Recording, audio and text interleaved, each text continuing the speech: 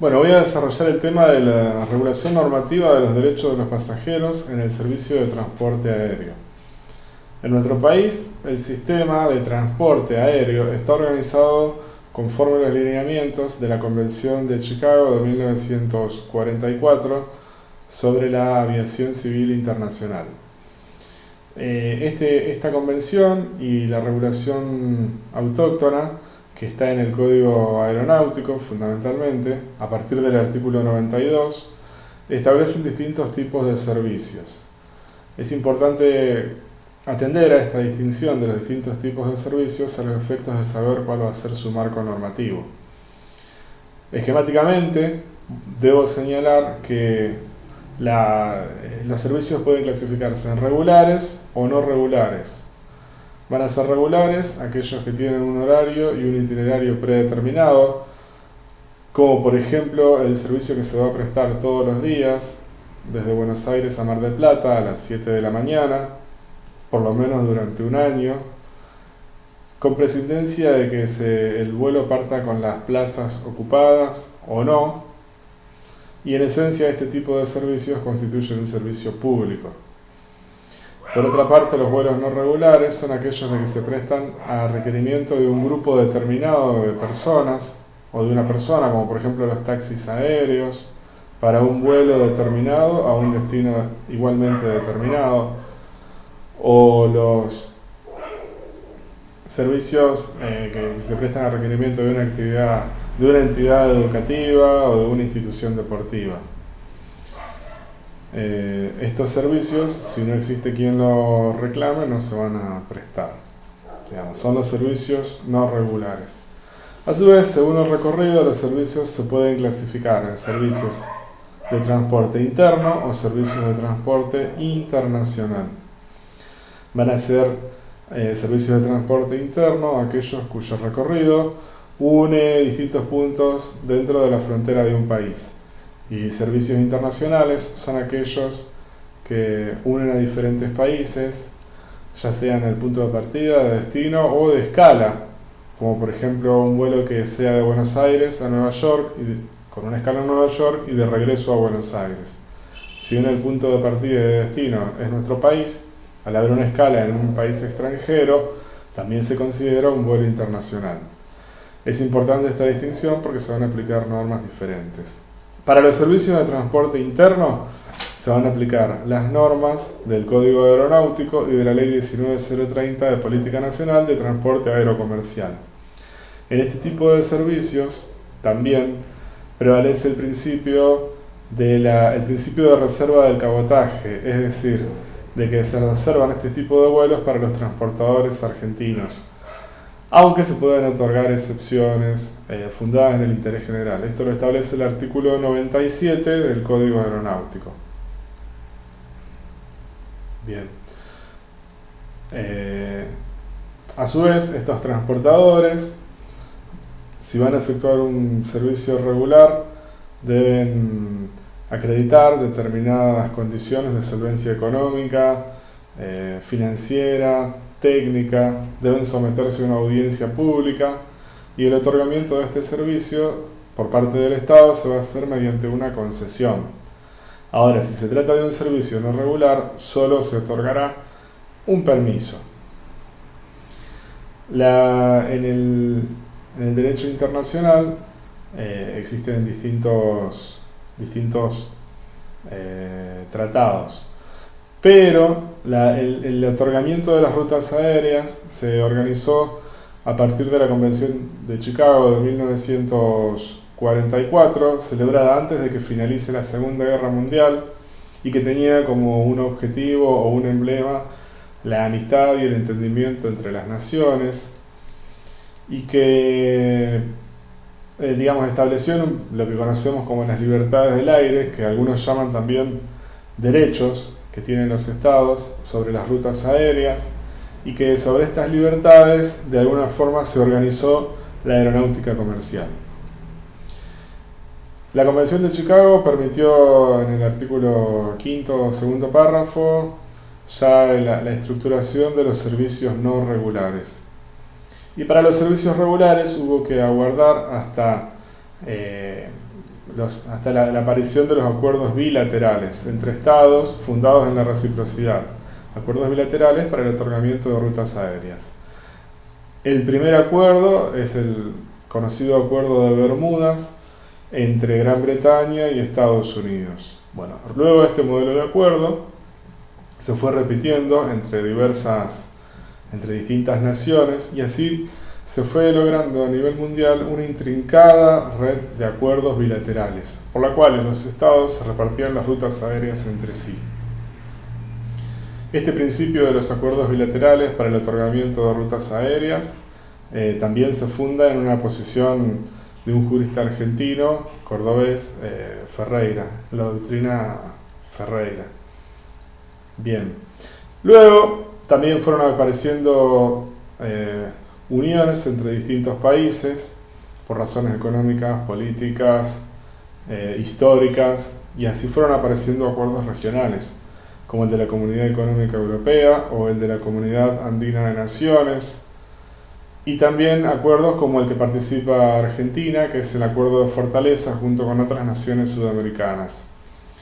Es importante recordar que estos acuerdos se complementan con los acuerdos bilaterales. De esta forma se reparten las rutas aéreas y los servicios de transporte aéreo en todo el mundo. Entonces decimos de que el transporte aéreo para los servicios regulares es un servicio público. Y como tal está además, el usuario está protegido por la normativa del artículo 42 de la Constitución Nacional, la protección de los usuarios y los consumidores. Y bueno, y además se ha dicho de que es un servicio público esencial. Es un servicio público esencial cuya prestación debe estar garantizada por el Estado Nacional en condiciones de igualdad para todos los usuarios, obligatoriedad, imperatividad. Y bueno, y el Estado es el encargado de velar por el buen funcionamiento del servicio, no solo del servicio de transporte aéreo, sino del servicio de transporte en general. Por otra parte, les quiero decir de que el hecho de decir de que se trata de un servicio público no implica decir, como ustedes bien saben, de que se van a aplicar solo normas de derecho público. Aquí juega el principio de integralidad del derecho aeronáutico. En este sentido, podemos decir de que se aplican normas de derecho público y normas de derecho privado, normas nacionales y normas internacionales. Lo que ocurre es que estamos frente a contratos que son contratos uniformes, de adhesión, en los cuales la autonomía de la voluntad está seriamente restringida. Pero esto es así por una cuestión de seguridad, obviamente, de seguridad de la actividad aeronáutica. Al punto que ustedes podrán observar que no solo la autonomía de la voluntad, sino que la libertad ambulatoria del pasajero está restringida. A diferencia de otro tipo de contratos, como por ejemplo el contrato de transporte de personas por agua, como el contrato de cruceros, donde el pasajero puede nadar, puede bucear, puede ir al cine, puede ir a bailar. Bueno, no, en el contrato de transporte aéreo, como bien sabemos, el pasajero tiene una libertad acotada. Se debe sentar, tiene un momento específico para levantarse o para ir al baño, a su vez debe estar atado con un cinturón de seguridad, prácticamente como si fuera un transporte de cosas. Por eso se dice que las normas del transporte aéreo se asemejan a las normas del derecho administrativo. Pero esto es en aras a la seguridad, es decir, que estamos ante un tipo de contratos que están sumamente reglamentados, pero también están sumamente reglamentados y son uniformes a nivel mundial. Además, porque la mayoría de las empresas de transporte pertenecen a una entidad que se conoce como la IATA, que agrupa a todas las transportadoras y les impone a las transportadoras, como por ejemplo Aerolíneas Argentinas, una determinada tipología contractual con los pasajeros. O sea que, por estar afiliados a la IATA, que defiende sus intereses económicos, las transportadoras también respetan determinada tipología contractual. Y esta tipología también surge de los convenios internacionales, de los convenios que regulan la materia, ya sea el Sistema de Varsovia, que arrancó en 1929, conocido como el Sistema de Varsovia-La Haya, o el sistema de Montreal, con los distintos acuerdos de Montreal, y fundamentalmente ahora el Acuerdo de Montreal de 1999, que regula la actividad en la mayoría de los países del mundo. Entonces, lo interesante aquí es pensar si las normas cómo penetran las normas del derecho del consumo y si es necesaria esta injerencia en los contratos de transporte aéreo. Y también hay que atender un poco a las características del transporte aéreo, en el cual los operadores son empresas que van a desarrollar su actividad en distintos países del mundo, y que, como dijimos, tienen una regulación uniforme, a la par que existen los contratos se celebran en distintos lugares y tienen puntos de ejecución en distintos lugares. Entonces, ¿cómo podemos aplicar estas normas de derecho interno a contratos que son netamente de carácter internacional por su naturaleza? Esta sería la cuestión, digamos. En este sentido, el Estado argentino ha optado por la subsidiariedad de las normas de consumo en el artículo 63 de la ley 24240, que establece, de que en el transporte aéreo primero se van a explicar las normas del código, luego de los tratados internacionales y subsidiariamente las normas de la ley de defensa del consumidor. Los autores han defendido esta subsidiariedad, los autores del derecho aeronáutico han defendido esta subsidiariedad, fundándolo un poco en la autonomía del derecho aeronáutico frente al derecho común, en la internacionalidad, en la uniformidad, en la imperatividad del derecho aeronáutico, y también un poco en la imperatividad de los tratados internacionales. Por caso, el tratado más aplicado hoy día, que es la Convención de Montreal de 1999, establece un sistema de responsabilidad cerrado, limitado, imperativo, que inhibe a los estados la aplicación de su derecho interno y que en este sentido inhibe también la aplicación de indemnizaciones punitorias que de alguna forma distorsionarían un sistema uniforme a nivel global. Y acá también entra en juego el convenio de 1969 de Viena sobre el derecho de los tratados y el principio de pacta sunt servanda, que impone a los tratados adecuar su normativa interna a los principios de los tratados internacionales, como una forma de cumplimiento de los tratados. Ahora bien, esto no quiere decir de que las normas del derecho del consumidor no se apliquen.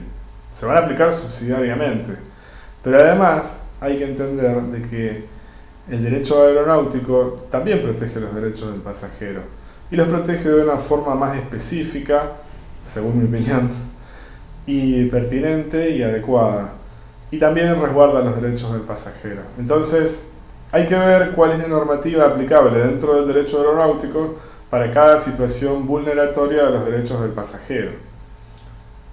Sobre este particular yo les voy a dejar un material que está escrito por un autor que es de mi predilección, que es Horacio Nobel, que explica en cada situación de estas en que se pueden vulnerar los derechos del pasajero cuál es la normativa aeronáutica aplicable. Obviamente, fundamentalmente está el Código Aeronáutico y los tratados y la reglamentación. Pero debo decir también que la autoridad encargada de regular la actividad o el servicio de transporte aéreo es la ANAC, la Autoridad Nacional de la Aviación Civil en nuestro país. Y también les recomiendo ingresar a la página de la ANAC para ver los procedimientos que trae para el resguardo de los derechos del pasajero. Ahora bien, si lo que pretendemos son indemnizaciones o compensaciones por determinados incumplimientos, se debe acudir a la justicia federal, conforme a lo establecido por el artículo 198 del Código Aeronáutico. Y lo que puede hacer la ANAC, es decir, lo que tiene entre sus facultades, digamos, imponer determinadas penalidades por incumplimiento de normas del derecho aeronáutico. De modo que también nos queda entender cómo funciona el nuevo Código Civil, el Código Civil y Comercial en el transporte aéreo. Para esto me gustaría comentarles la posición de Griselda Capaldo, que explica de que el desarrollo del transporte aéreo puede dividirse en dos etapas. Una etapa precontractual, en la cual se aplican las normas de consumo, y en este sentido, bueno, va a aparecer la proscripción de la publicidad engañosa, de las cláusulas abusivas, el deber de información completa, de lealtad comercial, las reglas de la sana competencia, y que es una primera etapa precontractual, y luego tenemos la etapa propiamente dicha del contrato de transporte. La etapa del contrato de transporte aéreo, empieza con las operaciones de embarque hasta las operaciones de desembarque. Y respecto de las cosas, es a partir y durante las cuales las cosas, quiero decir los equipajes, están al cuidado del transportador.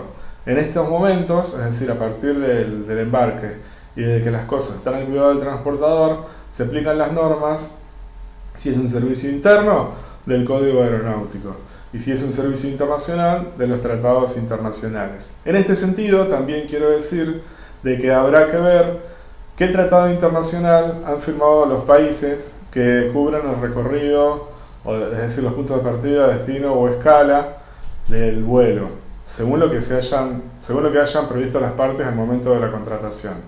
Es decir, ¿cuál es el tratado más reciente que han firmado estos países? ¿Cuál es el tratado más reciente que estos países tienen en común?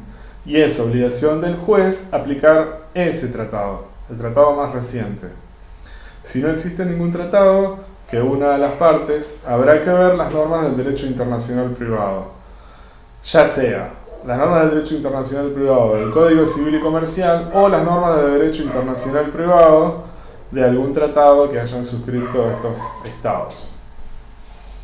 Por otra parte, la autora explica y participa de la idea de que el codificador del Código Civil y Comercial excluyó el contrato de transporte de los contratos de consumo. Y esto lo fundamenta en que si bien los dos, es decir, los contratos de consumo y el contrato de transporte están en el libro tercero, se encuentran en títulos diferentes.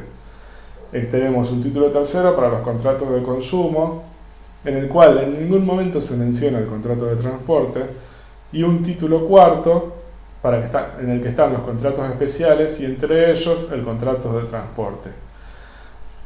Y nunca se dice que el contrato de transporte sea un contrato de consumo. A su vez, el artículo 1281 del Código Civil y Comercial, referido a las normas aplicables al contrato de transporte, establece que las normas del código se van a aplicar salvo lo previsto en leyes especiales. Y bien, aquí tenemos una ley especial que es el Código Aeronáutico. Por eso se salva la autonomía del derecho aeronáutico frente al Código Civil y Comercial. Por otra parte, es interesante ver lo que establece el artículo 963, también del Código Civil y Comercial, que establece un orden de prelación para los casos de concurrencia entre el Código Civil y Comercial y las leyes especiales.